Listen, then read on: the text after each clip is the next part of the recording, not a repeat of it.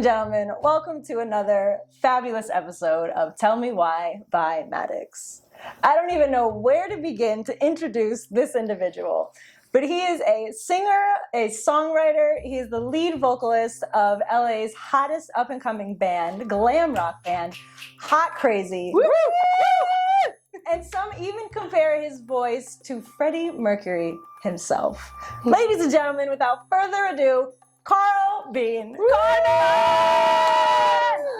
Thank you both for having me. What an honor. Thank you for being here, and you just look phenomenal. Where did you get the suit? Like, seriously. I got it online somewhere. I honestly don't remember where. I went on a shopping spree this past summer, and before I knew it, I had a lot of new clothes. So it's somewhere online. Show the shoes. We need to show that.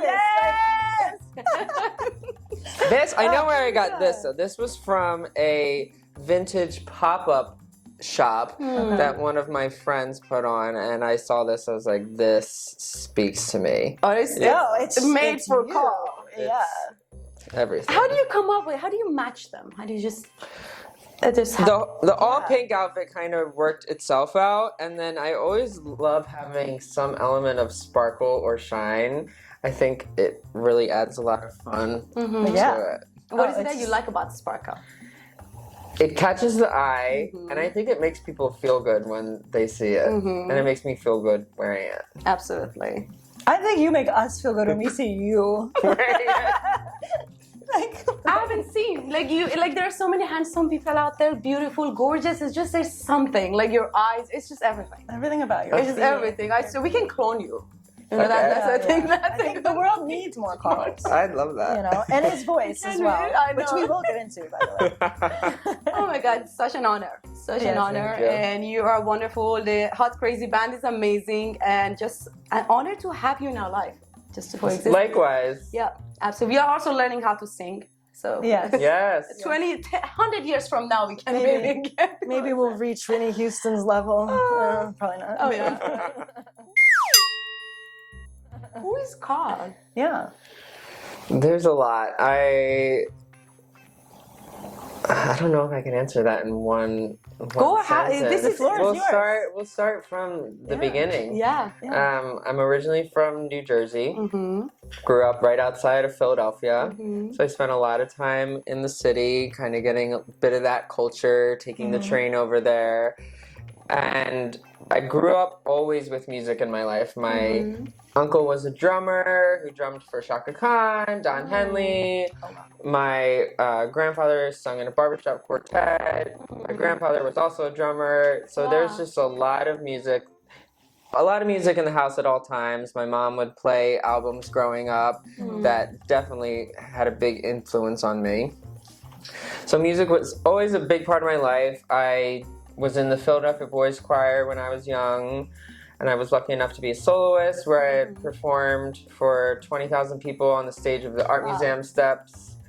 I sung with Elton John. Wow. You sang with Elton John. The whole choir, we sang with Elton John. I think I was 9 or something. What was that like so you sang with Elton John at age 9? Yeah. That was really me cool. At age 9. We did some song with him. I think it was Philadelphia Freedom. And then maybe we also did Circle of Life with him, which was... Circle of Life? Yeah. Lion King? Lion King. What? Oh my gosh, Simba. We left up. We left her up. I'm just envisioning baby Carl right now. Were you that handsome? I was definitely a cute kid. Okay. My mom wanted me to be a baby model. I don't blame mom. But then she was like, maybe not. Like, maybe I don't want him to be corrupted. So probably a good idea, but who knows? Well, mom did very well. I thank her for the really beautiful genes. She's beautiful. Yeah, very well. I did the Philadelphia Boys Choir. And then I did choir in middle school, high school. I did shows in high school. And then in college, I studied opera. Okay. So I really am influenced by all different types of music. Different genres. Classical was a big part of my collegiate experience. And then I really wanted to do more of my own stuff. So I moved out to LA, started writing pop music, started performing all over town, and then recently I was lucky enough to be contacted by Robbie, and we started Hot Crazy. Hot Crazy Band. And it's been a ride. It's been a hot crazy ride. Band. Yeah. Yes. It's hot, it's crazy. Tell us a little bit about the song you just came out with. So we just released our first original single called Manly in Heels. I should put on heels. Yeah, No, these are cute though. we're These are not, cute. I'm not wearing heels. I'm wearing Yeah, boots, but they're it's not okay. pink Then boots. we want him to be totally in the stage today. And it's a kind of country western inspired heavy metal song with really fun lyrics about kind of giving a middle finger to toxic masculinity and just owning it. Owning. The thing I love most about the guys in the band is they don't care about how they're seen. They're there to have fun. They're there to be performers, and they're there rocking it out with their We would heels. love to have them in our show too. They're just we gotta somehow incorporate them. That would be fun. Yeah. The men in the video, they're so hot. Yeah, we got like all our friends are hot. Women too. Yeah, the women. Yeah. It's the entire video. Everyone is hot. Everyone's hot. Everyone is hot. Crazy. And Carl's outfit in the video. Yeah, is everything. I have a blue metallic chaps with sparkly crotch piece. Open there. My ass looks great. Oh, absolutely. And you had braids, right? And I braids. Yeah. Ellie did my hair. That's gorgeous. We're gonna definitely play the video in this interview for sure. They need to see this. So, what are some of Carl's fears? I don't know what fears I have so much anymore. I used to have a fear of failure, but the biggest way to overcome that is just doing it and knowing that you're gonna have missteps along the way. The biggest failure is to not do it at all. So I think that's kind of led me into just going in every direction with full force and full confidence and just trusting myself and believing in myself and being myself. Yeah, absolutely. How did you overcome it though? Like, let's say that right now you're sitting and all of a sudden the voice or sound or something is just gonna come and say that, Carl, be careful. You don't want to fail. I don't know if you ever watched RuPaul's Drag Race or know RuPaul at all. I know Ru, honey. Shantae. Okay, I will go with that. You were, speaking of, I saw you were on the show. I was on his talk show. Yeah. It was Slay of the Day. Obviously. Like, Which was who else would RuPaul want to be on the show other than Carl, right? That was just a really fun experience. I met the producer at one of my old jobs, and he invited me onto the show. Okay. And so that was an amazing experience. He's one of my, biggest influences. I love him, love his energy. So speaking of him, he talks about this thing called your inner saboteur. That's that little voice in your head that is trying to unravel you. Yeah. And we all have it. And something we have to realize is just because you're having a thought doesn't mean that's your thought. It doesn't mean that that's you. There's information and all these things coming everywhere. It's like we're like antenna. Yeah. And there's all this information going around everywhere. So when that voice comes in my head, I just have to get the F out of here. Yeah, note it without judgment and let it pass. I heard you, but I didn't hear you. Yeah. You just like, all right, It's like that little mosquito that's buzzing. so loud. That's amazing. Very, very true. So that's how you overcome every time the fear shows up. You're like, just, I hear you, but. Yeah, and I think also from experience, like, I used to have stage fright going on. I still do. I'm like, we are taking singing classes from him, and I know it's just him standing there, but I'm still like, it's hard. I'm not even on the stage. So how did you overcome that fear?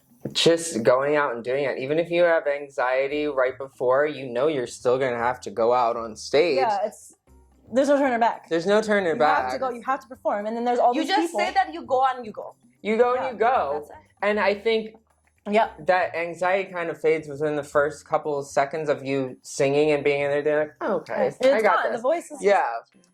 So nowadays, I just really try to focus on my breath and go into every situation with the mentality of, this is fun. Like, I'm doing this for me. And that kind of shifts everything around. I like that. Because calms you down. totally. If you're focusing only on, I'm nervous, that thought's going to keep generating and building.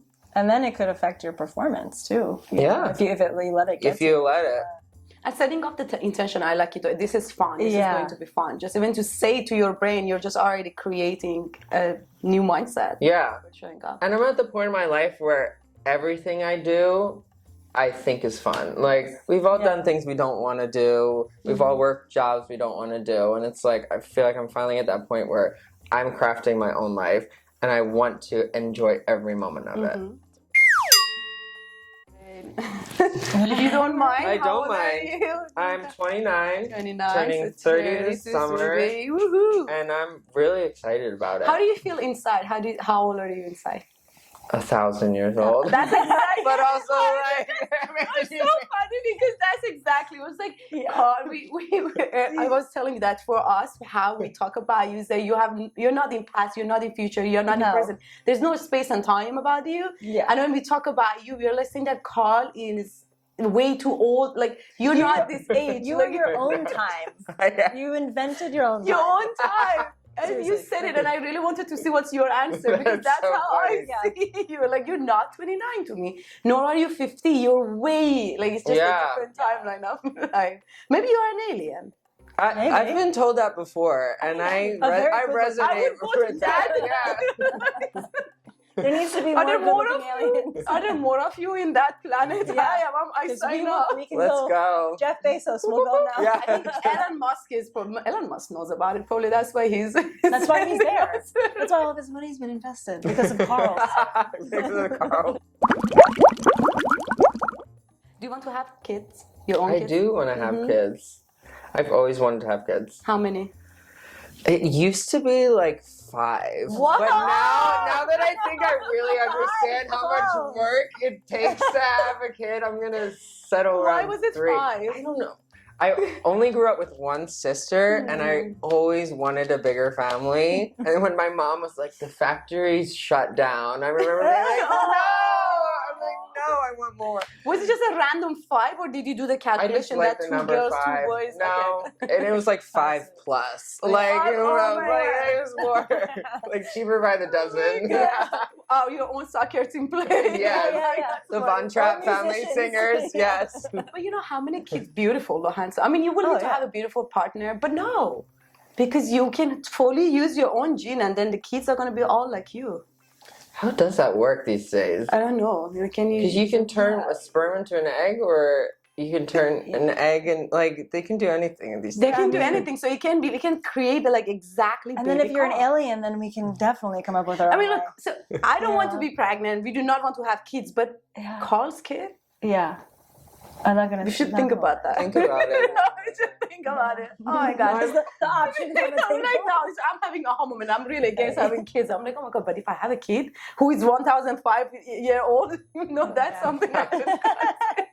Yeah, I've always wanted kids, and I'm really into adopting more these days too, because I think there's a lot of kids out there that need a good home. They do. Yes. I'd love to, like, that's why I say 5 plus. I'd love to have like a huge home where just people can kind of come, and it's just a good collective energy of all my friends and family there, building people up, letting them go on their way, and I love family. Like, I love waking up in the morning, your family's there, everyone's making breakfast. It's just Will there be lots of music lots of music, lots of food, lots of animals. Can we come to your home, please? Yes. We don't want to have our own kids. We'll be the cool ants. Yeah. You know. We'll be the cool Oh, guys. Dennis and Alex are here with presents. Yeah, I know. Right? We'll be one of those kids. And a record player.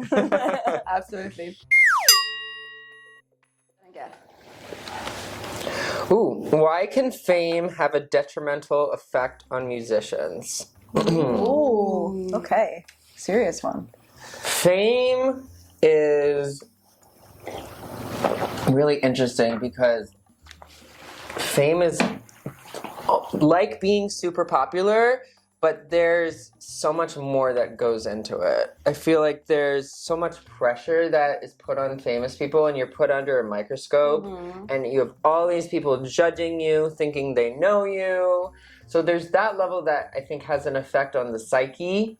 And I think that can cause a lot of inner turmoil for people.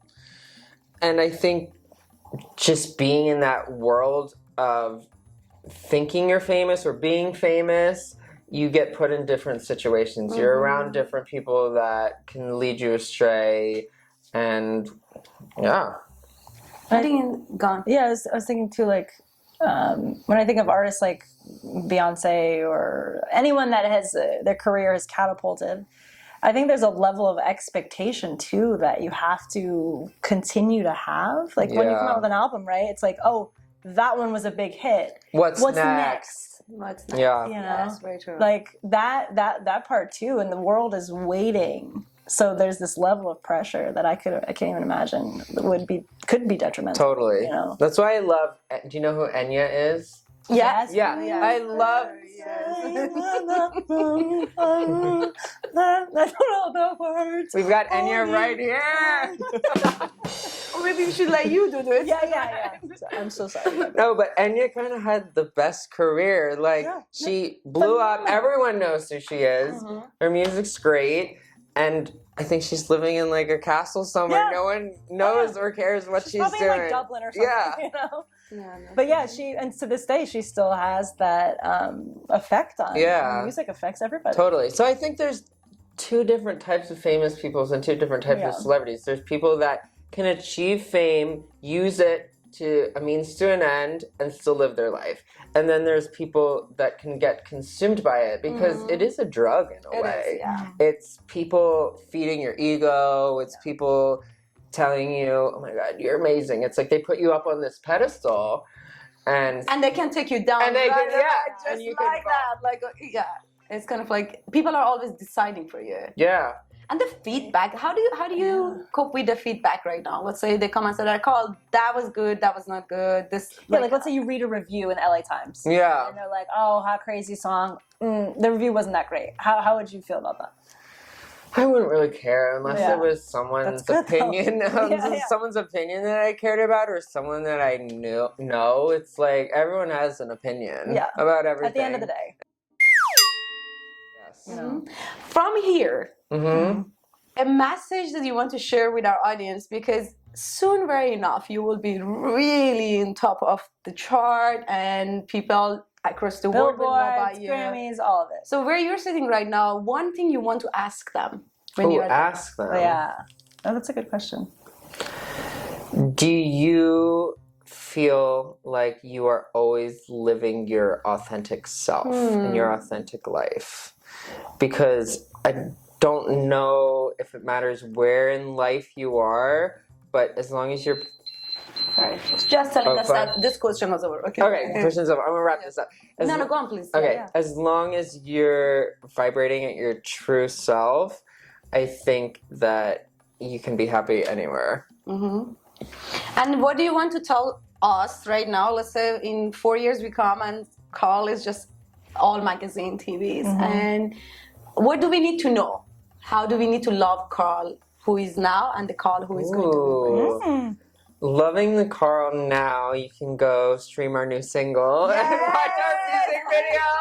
Because it's really fun. It's really fun. It's good vibes.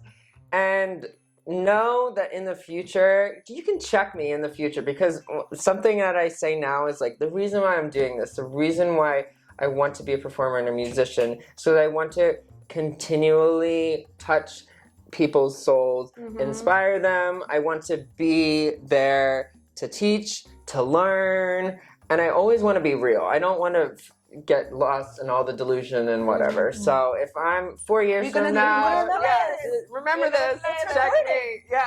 And what you said before we started recording, what you said was so amazing. You said that I think we were talking about Prince or Queens. You were talking. I said that they didn't have someone who would. If you had someone when you were younger, if you had someone that you could look up to as a mentor, as a role model, you would be way ahead of the game. Yeah. And you decided to be that person. Not for someone and else. I want to be that person for the younger generation. And I think the younger generation really is ahead of the game. Gen Z, they're like really doing their own thing. Yeah. And that's great. And you will be you are already a role model, and you are going to be a role model for internationally for people who don't have access to resources that we have in the US. Yeah. When a couple of years ago, my mom had me perform at her 8th grade graduation because she's an 8th grade math teacher. Aww. And so I sang a couple of my original songs for them, and they had heard one that I had put out, and they knew all the words. So I was like a huge celebrity to them, and it was the cutest thing. Did anyone ask for an autograph? Oh, yeah, and they all did, and they were screaming. I have to show you the video afterwards. It's hilarious. But it's just like to think from their perspective, like it's just... and but that feeling too that you know that you are creating such an influence on these kids. Yeah. You know what I mean? Like to be their authentic selves. And also to inspire people to tap into their artistic side. Yeah. Because I think a lot of people are afraid to do that. And a lot of people... I'm so proud of you two for doing voice lessons because a lot of people, most people say the one thing they want to do is sing, and they don't take that leap. Yeah. What is coming? Why is sex considered a taboo in most cultures? Interesting. I think sex it's very intimate. It's people at their most bare form. It's like literally you're not wearing clothes. It's very exposed. And so I think a lot of people have reservations about being that free. And I think when people, like the American culture is very sex positive, sex forward, sex oriented. Whereas like in the Middle East, it's not, it's the opposite. And so I think there it's like, are they afraid? Is it fear that's driving them to not talk about it, or why is it taboo? Everyone does it. I think Animals. Religion, right? Religion. Religion is trying to put... What you said is very, very good. You said very good. It's just that everyone is so free when you are just so naked. There's nothing to hide. Yeah. I think, and they don't want you religion to feel that don't way. want you to feel that way. Yeah. There's Maybe like limitations. Like you just say, because when you are feeling like that loved, when you are that comfortable with who you are, what you are, then...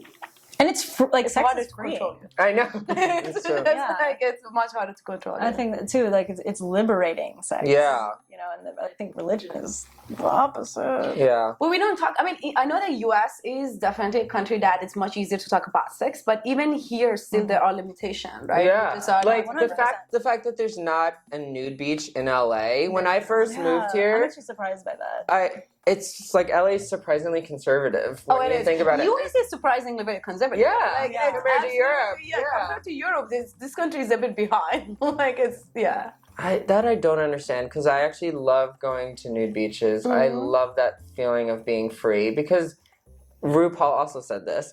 We're all born naked and the rest is drag. It's like literally he's amazing. That's genius. Yeah.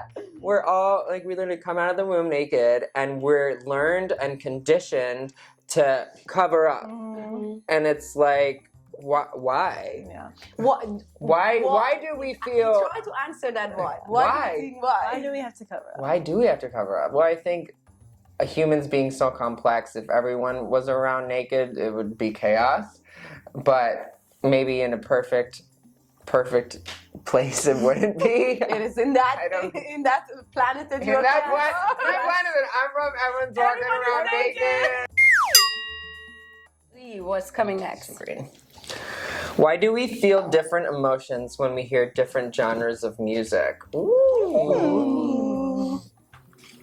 I think there's so many components to a song. There's the tempo, there's the key of the music, there's, the overall energy to it. I think specific genres kind of capitalize on some of those, like rock music is usually more up-tempo, really heavy, and so it's like gets you pumped up, whereas R&B, a little bit more sultry.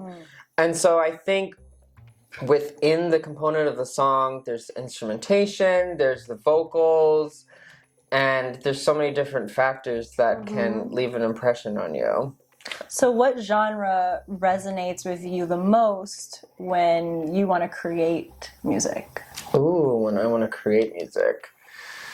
Probably, interesting. When I want to create music, it's more singer-songwritery type vibes where it's piano, guitar, real life instruments, and that so I can really hear the song in its most basic and purest form.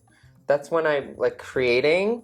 But when I want to get energized and want to like live at my high vibration, I feel like it's dance music. I feel like it's dance pop, Lady Gaga, Britney, like that gets me going. Yes, that Do you pumps you dance? up.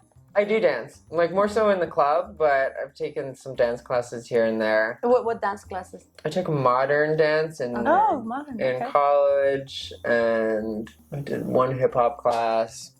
Do you dance when you're singing on the stage too? I move. I don't. Yeah, I've done when I used to.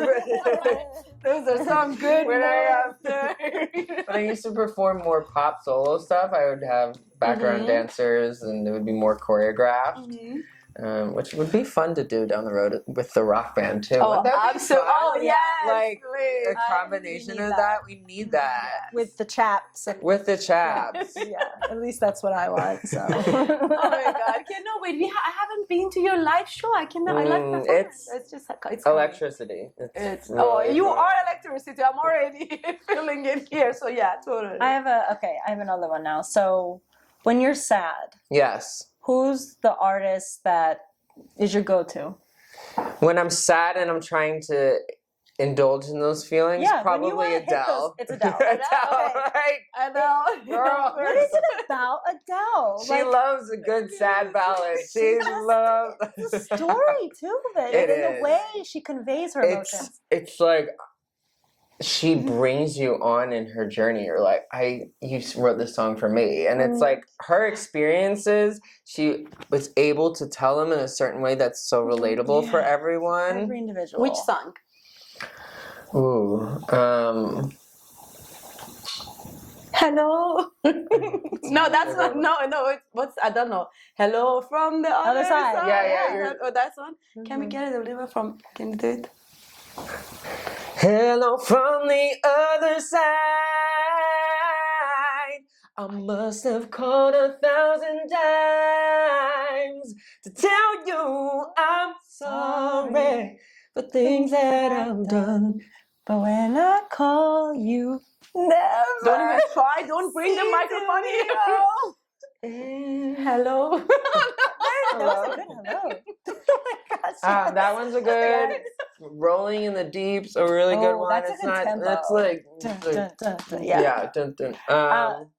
I really like To Make You Feel My Love. I love that one. I don't know what it reminds me of how I see love for another individual. When the rain is when the rain is blowing in your face and the whole world is on your case, I could offer you a warm embrace, to make you feel my love. Oh my gosh. Love that song. Oh my God, yeah. Oh gosh. Wow. What do you listen to when you're having sex? A lot of Beyonce. Beyonce. All right, now you need Beyonce. Go on. No, you gotta play her. You gotta play her. All right. Why is it okay or acceptable in society for men to sleep with multiple women, but not acceptable for women to sleep around? This is a good question. I think it's men trying to take their power, keep their power, and I think when they're putting that stigma on women and calling them a slut if they're doing that, there's also that component, but I also think it's within the women. It's like, I think it's women judging other women and maybe being territorial, Be like, you know, well, if you do that, then you're a slut. It's like, They judge. yeah. I mean, again, being raised, we live in a more masculine society, right? Yeah. Male-dominated society. So even I do it. I have a bias. Like if I see a man sleeping with multiple women, I'm like, oh, it's okay. I'm being a man. It's more But if I see a acceptable. woman, I'm like, oh, that's not nice. Like it's so terrible. It's horrible. We do it ourselves too. Yeah. It's just we are much easier on men. Like, oh, it's okay. Yeah. Even for lesbians. Yeah, what is it like in the lesbian community? It's a lot of monogamy. I mean, of course, we are changed. There are changes there, but it's just for women. We talk about it. We're like, okay, maybe at some point we want to have the 30%. I'm like, no. It's hard. It's so interesting how different it is in the gay community. How's it like, in the gay community? I mean, I feel like most people are in open relationships, most couples, and it's like everyone's hooking up with everyone. The web. The L word. You rough with one person, you've hooked up with everybody. It's like, oh, John, Peter, Frank. I know Ed. So how is the feeling though? Like it's for us, I think at least as a woman that I know of, the experience who I am, emotion, I cannot have two emotion at the same time. Like I cannot love two people equally, and maybe my brain will get upgraded version of me will be able to do that. It's so hard for me to love two people at the same time. Yeah. Like physically or emotionally? Emotionally. Okay, emotionally. Yeah. Physically, I feel like then it's just lust, and it's like you're in the... not... Emotionally, I don't know if I've been there where I'm like... Yeah. Because it's like then do you feel, oh, I'm not giving this person enough love, and it's like, how do you maintain open relationship? I've never been in an open relationship, so I don't know from that standpoint. I know that with people that are in an open relationship, they have to have amazing communication and amazing trust if it's going to work out. Because I feel like you really have to understand and constantly have this communication. But I think to them, it's like, okay, the fact that you're choosing each other as your sole partner and you're still allowed to have physical excursions, then it's fine. Yeah. But I feel like there's still emotions and attachments that arise. I think, I feel like we next generation might not have what we feel right now because we are getting way more out of monogamy. So 10 years ago, it wasn't a thing now. But I think my brain is still not evolved. My brain is still like, I just want what I want. I think there's something so special about monogamy, like especially because I feel like it's such a rarity, especially in the gay community, but maybe more so just in this current generation. But there is something special about choosing one person, because everything in life is a choice. Yes. And so that's love in itself, is making that choice. Do you think if you had a partner that you were with for years, you were in love and everything was going great, and your partner said one day, hey, would you consider being in an open relationship? You can consider us if you need to. Sorry. Just, food for thought. No. But would you be open to exploring that? Or would you say to your partner, I only want to be with you? No, I think I would be open to it. Especially after you spent so many years kind of building that trust, building that relationship, then it does, I think it would be fun to introduce a new energy into that. Yeah. Do you believe in having a prenuptial agreement? Why or why not? Oh, I've never really thought about that. So Carl's big, you had this amazing career, this marriage now, right? Millions and millions of dollars now. Yeah. You get married. After that license is finalized, half of that money is his or hers. Yeah. I don't know if I have an answer for this, but I feel like marriage is like, there's obviously the love component to it, but it's also in some way a business. Like it's just very 100%. Contractual. And the way our society is, you get benefits from it. And so maybe it's just something that you do beforehand. It's like, just, you don't even need to think about it. You don't have to like pass it with judgment. It's just do it. And like, I love that. I'm not gonna leave. 100% agree Yeah, with you. anyone that I marry, I don't think I would ever leave them high and dry. But it's like something that I've worked for. I don't want to be fucked over. Yeah.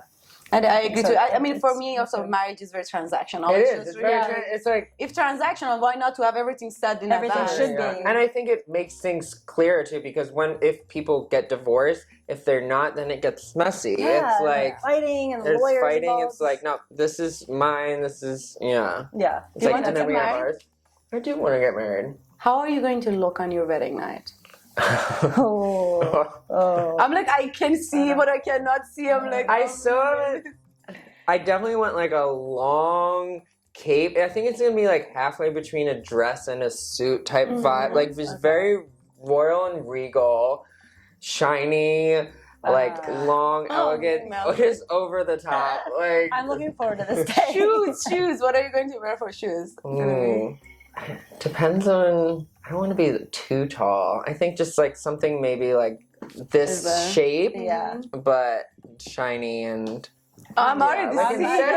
instead of white, gold. it's silver. Oh, and gold. Ah, I see gold. I'm Silver. already seeing that moment. Can we please be invited? Yeah, you'll be invited. We are invited to your wedding. Okay. We are going to show you this video on your wedding call. You promised us we'll be just the old. No, how you're gonna get married soon? Probably within the next 10 years. Oh, We'll be we the know. hot lesbian Yeah, couple. yeah. Already. I may not be bald, but we'll see. All right. What's the most taboo element of music? I think that music has a lot of different elements nowadays. Like the music industry, for an artist, they not only have their actual music, but they have a music video. So that can be a very taboo element, how sexualized music is. I think for a lot of people, that may be taboo. Think how vulgar it is. Could be taboo. But there's like, there's like evangelical music, there's more church music, and I know that within that community, they don't want people to do like rock. I feel like for a long time, that was all considered to be outrageous. And I mean, people nowadays sing about everything and it gets on the radio. So I don't know what is considered taboo anymore. For It's music, like, WAP was like. Why do you think Marilyn Manson was considered so taboo when he was out and he was really big? I think just it was ahead of his time. He was ahead of his time. Yeah. Like you are ahead of your Yeah. time right now. Yeah. I feel like a lot of art is seen that way. And now that we think about it, it's like, I don't think. Yeah. I mean, As artists push boundaries, then I think what is considered taboo is just becomes smaller and smaller. Very true. so who do you think an artist right now that you think is pushing boundaries in the industry? I don't even know.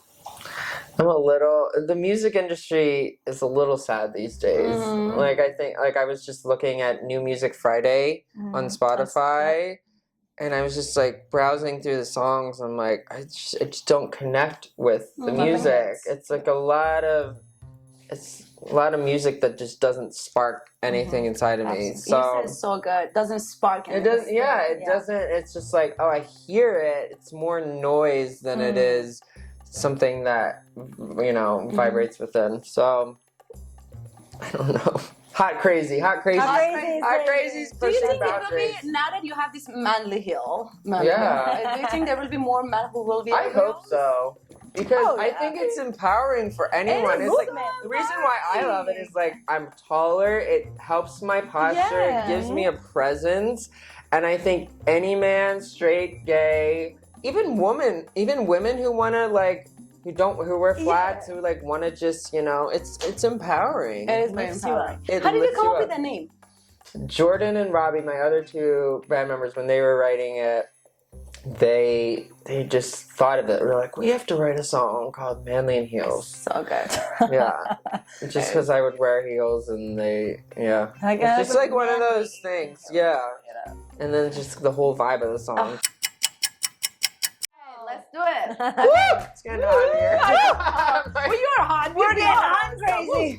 Hot crazy, baby. All right, Carl. Would you rather perform with the Beatles or Queen? Ooh, Queen. Would you rather know when you're going to die or know how you're going to die? Oh my God, Chief. Oh, no when. Would you rather win a Grammy or win $1 million tomorrow? Ooh, I'll take $1 million. I can use that to make music ticket. Would you rather give up on music for the rest of your life or give up sex for the rest of your life? Oh, can I still masturbate? No. I can't touch myself. No. No sex. Hard. I had no idea. That's like Celibacy. 100%. celibacy. I don't know if I can answer that. Oh my God, this is the hardest question I may have ever answered. Channel it in. Okay. Take a deep breath in, inhale. Envision your life. It's hard. I'm gonna say sex. I'd rather keep the music. Like writing music fulfills me in such a way, and we can get it. We can find a loophole in that sex thing. We'll find a way. So there we go. He's gonna be writing about sex. Dreaming about it, you know. Would you rather be a famous singer or bring your favorite singer back to life? Ooh. Please say first. What? Please say choose the first one. But Does that mean that I wouldn't be able to become a famous singer? Like, it's like... Yeah, you either, it's one or the other. I think I'd rather be a famous singer. Yeah, please. You are Everyone, and every artist that has already graced us with their music, that still exists. That's an extension of them. That's right. Would you rather sing with Elton John or play guitar with Jimi Hendrix? Oh, I don't know how to play guitar, so I'm gonna sing with Elton, baby. I would make a fool of myself. Would you rather be famous because you're great at singing, but you are not attractive? Or would you rather be famous because you are very attractive, but you're terrible at singing? Oh, that's another hard one. Girl, you are... When he flings the hair back, that's how I know it's a good question. He's like, shoot, I gotta readjust. I don't know about these questions. I'm like, oh my God, she's brutal. Like, she's showing the dark side. That was the last one, by the way. It's hard because I'm both of those things, so...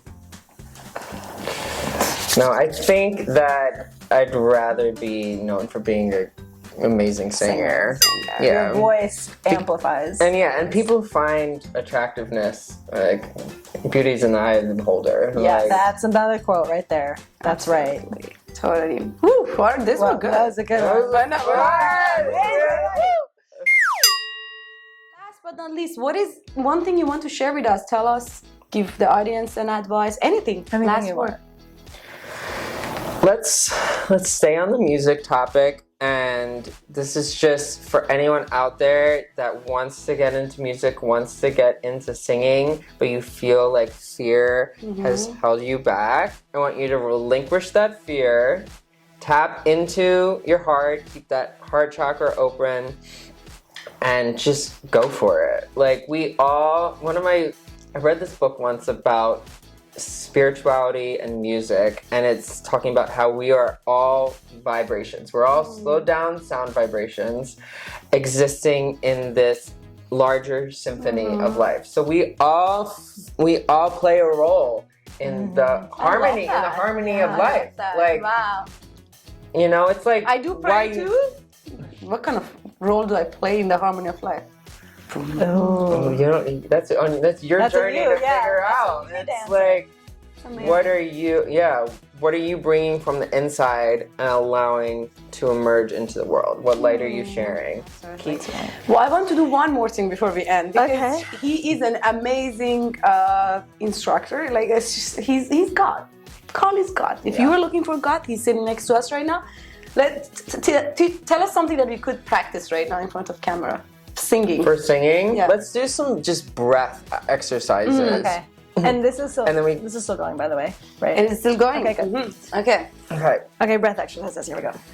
So let's start by putting our hands kind of on our side. As we inhale, we want to really Feel that expansion. Breathe in through your nose as you inhale. And on the exhale, give me a nice.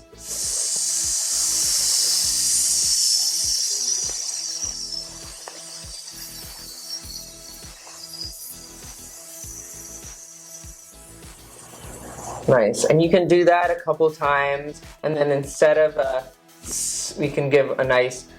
So let's all do that for the next one. Let's all breathe in.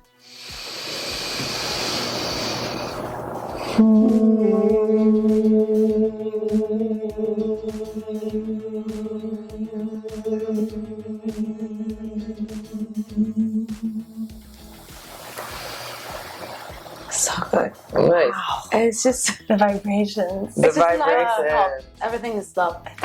10. We need to Yeah, go that back was- to our classes. Yes. Even us, everyone They're gonna go practice after this. We love you so much, guys.